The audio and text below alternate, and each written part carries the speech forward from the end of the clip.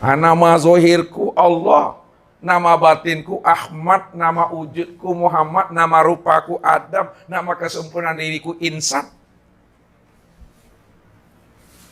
Itulah sempurnanya Bapak Ibu mengenal Allah itu. Jadi ketika kita memandang si A, memandang si B, yang nampak Allahnya yang kosong tuh, Allah itu kan namanya. Nah, namanya tuh nama daripada dirinya. Nah, dirinya yang mana? Yang kosong. Ketika memandangnya nampak kosong tuh. Kayak gini ya. Ini kosong. Lihat tangan Ustaz. Nah, ketika kosong, muncul dia. Muncul, kosong lagi. Kosong, muncul lagi dia. Kosong dia lagi. Maka yang wujud ini, ya, wujud ini kan Muhammad. Inilah wujud diriku bernama Muhammad. Tapi sebenarnya wujud diriku bernama Muhammad tuh, ya, sahabat itu kosong. Yang kosong tuh diriku. Namun untuk melihat diriku, aku wujud. Nah, siapa wujudnya? Muhammad. Ketika memandang Muhammad yang terpandang, kosong tuh aku. Berarti antara Muhammad dengan Allah berpisah enggak tuh? Bercerai enggak dia? Kalau dia tidak berpisah, tidak bercerai, apa namanya? Esa, tunggal dia. Ketika dia esa, ketika dia tunggal, disebut namanya dengan Ahmad. Nah, itulah nama batinnya yang tersembunyi di dalam diri Allah itu. Dia Ahmad itu.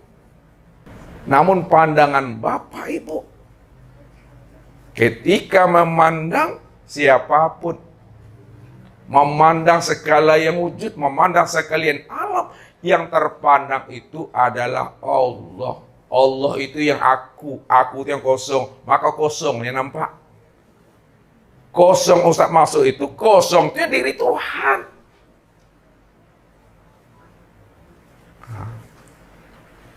Kesempurnaan memandangnya. Jangan memandang Muhammad ini kosong, ini lagi ini Muhammad ini ya, kosongnya ini lagi yang mandangnya.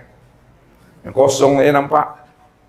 Pandang ini nampak kosong, tapi kosong yang Ustadz maksud Bapak Ibu, kosong yang diri Tuhan yang namanya Allah, itu maksudnya. Maka pandanglah Allahnya, lihat Allahnya, silau Allahnya.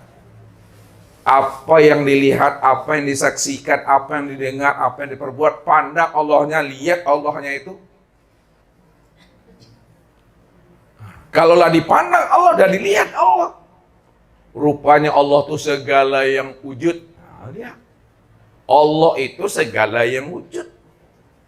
Kalau memang Allah itu segala yang wujud, lalu segala yang wujud itu siapa namanya itu?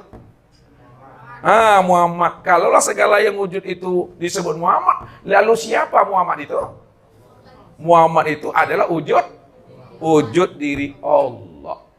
Cara memandangnya. Karena paham kita tuh.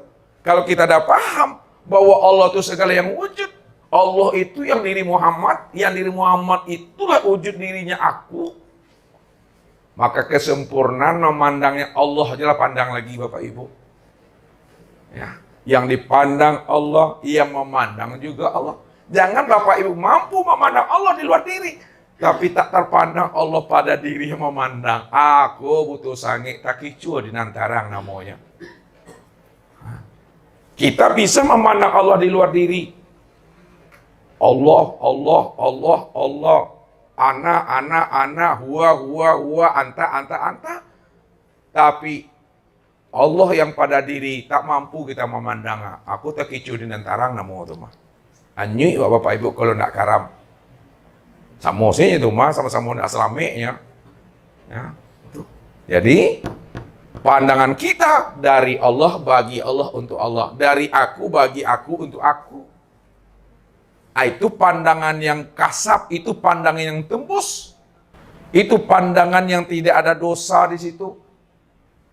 Nah, berarti kalau pandangan dosa, man nazara ila sayyin ma lam yarallaha bihi fa huwa batil. Barang siapa yang bisa memandang kepada yang wujud, kepada sesuatu, kepada bentuk dan rupa, lalu dia tidak mampu memandang aku. Akulah segala bentuk dan rupa itu. Akulah segala yang wujud itu. Tak mampu dia memandang aku. bahwa itu adalah tajaliku yang aku beri namanya tajali aku itu Muhammad. Itu pandangan yang berdosa tuh. Balhum adol. Mereka lebih sesat daripada hewan ternak. Hewan ternak dibilang sesat karena dia tidak punya KKO. Nah, bukan KO no. KKO apa KKO di Bu? Kinci utak. Ya, dia tak mampu memandang siapa yang melihat pada matanya, tak mampu siapa yang mendengar pada telinganya, tak mampu siapa yang hidup pada dirinya. Ya wajar saja, karena dia tidak diberikan KKO. Tapi kalau manusia sudah diberikan namanya akal pikir, sudah diberikan namanya kecerdasan rohani, lalu tak mampu dia memandang yang wujud itu Allah, yang hidup itu Allah, yang melihat, mendengar, berkata itu Allah. Tak mampu dia memandang aku pada segala yang wujud, pada segala yang hidup. Maka itu lebih sesat daripada hewan ternak. Kenapa? Karena dia telah aku beri akal pikir. Ini mesti disadari ini. Makanya Allah katakan melalui nabinya. Apa kata Allah melalui nabinya? Man akhraja nafasin bi ghairi li zikrillah fahuwal mayyit. Kal hayawan dunal baqara fahuwal khinzir. Barang siapa yang turun naik, keluar masuk, napas nih, turun naik, keluar masuk napas ini, tidak ingat dia akan Allah pada dirinya, tidak sadar dia pada dirinya itu Allah. Fahuwal mait, maka dialah yang dikatakan bangkai, Bapak Ibu. Dikatakan bangkai. Bangkai yang bagaimana kata Nabi? Dunal baqarah, bukan bangkai sapi. Fahuwal khinzir, bangkai babi. Makanya Bapak Ibu kalau mati jangan sampai orang bilang kita nih bangkai. Kalau bangkai itu tidak wajib disolatkan tuh. Namanya bangkai itu apa? Disolatkan. Tapi kenapa orang yang tidak mengenal Allah, walaupun hakikatnya bangkai, namun bagi Bapak Ibu menyolatkan mereka, Bapak Ibu masih mampu memandang diri mereka itu bukan bangkai. Itulah bersifat husnuzon kita kepada dirinya. Mudah-mudahan Bapak Ibu yang menyolatkan akan dirinya, tertolong juga dia hendaknya Bapak Ibu. Walaupun hakikat dirinya bangkai karena dia tidak mengenal dirinya, tak mengenal siapa Tuhannya, namun bagi kita yang sudah sampai pemahamannya, hendaklah kita berhusnuzon kepada dirinya. Pandanglah dia itu ya adalah insani. Pandang dirinya itu disebut namanya Muhammad. Selamat juga dia Bapak Ibu. Itu yang diharapkannya. Ya. Makanya di dalam sholat berjamaah Bapak Ibu, kalau kita bawakan ilmu ini ke dalam sholat berjamaah, beruntung orang-orang yang sholat berjamaah. Di mana letak untungnya Bapak Ibu? Kalaulah 40 orang sholat berjamaah itu, enggak 40 orang. 39 itu Bapak Ibu tidak mengenal Allah. Termasuk imamnya situ. Namun ada Bapak Ibu satu di dalamnya mencukupi 40. Maka Bapak Ibu ini mampu mengimami imam dan jamaah di dalam sholat. Walaupun posisi Bapak Ibu sebagai makmum posisinya. Saya ulang lagi. Ini memahaminya baik-baik. Kalaulah sholat berjamaah itu 40,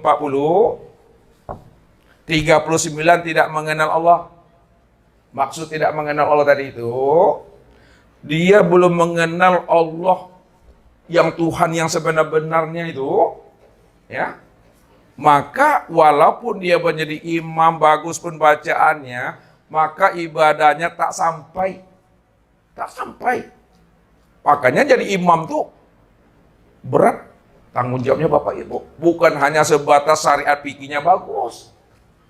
Kalau hanya sebatas syariat fikihnya bagus, dia tidak mengenal Allah, itu namanya ibadah ritual namanya itu.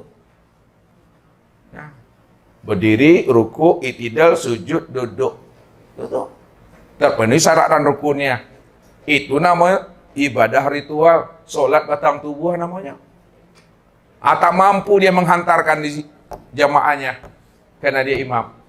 Namun ada satu orang di dalamnya itu orang yang telah mengenal Allah. Walaupun posisinya sebagai makmum, hakikatnya dia mengimami imam dan makmumnya di dalam sholat berjamaah. Maka sampailah sholat mereka semuanya. Situ letak beruntungnya. Andai kata kita tidak bermakrifat, tak mengenal Allah kita.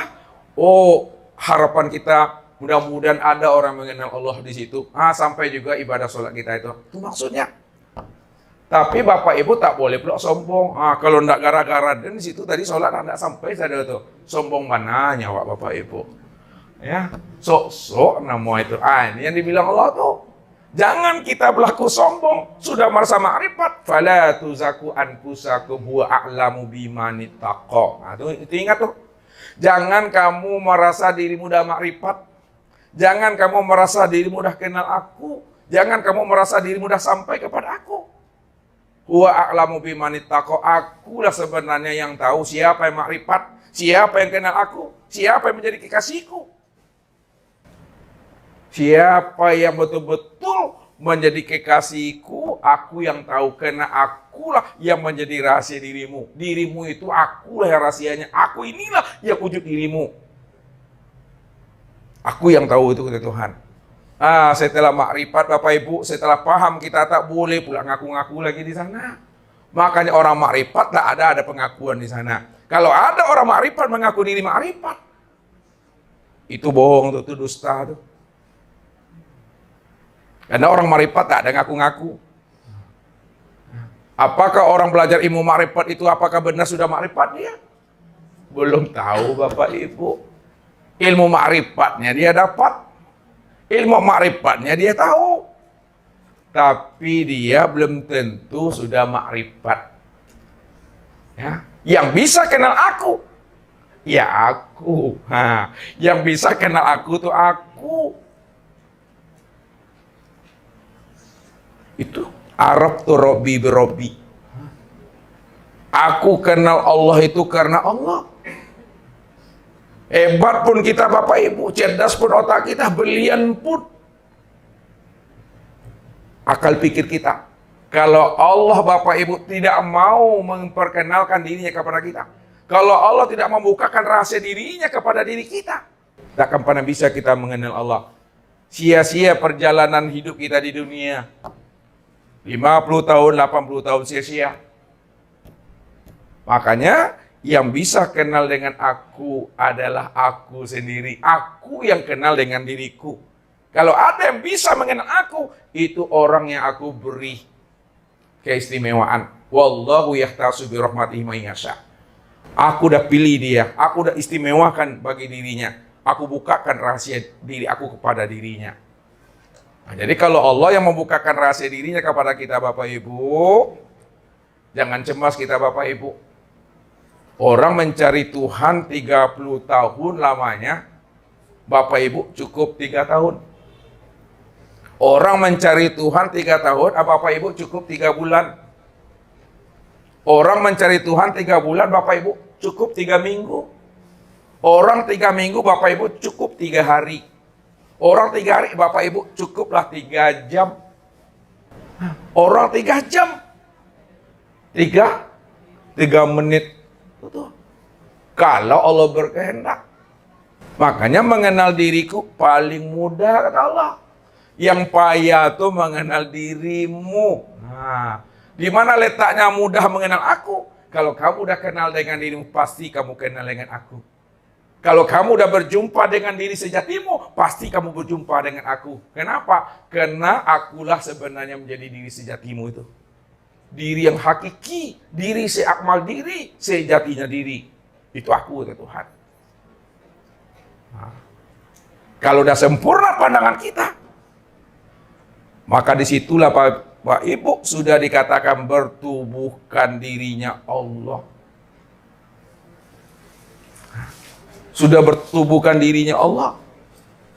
Nah, kalau sudah bertubuhkan dirinya Allah, maka di situ letaknya rahmatan fil alamin dan rahmatan lil alamin itu Bapak Ibu.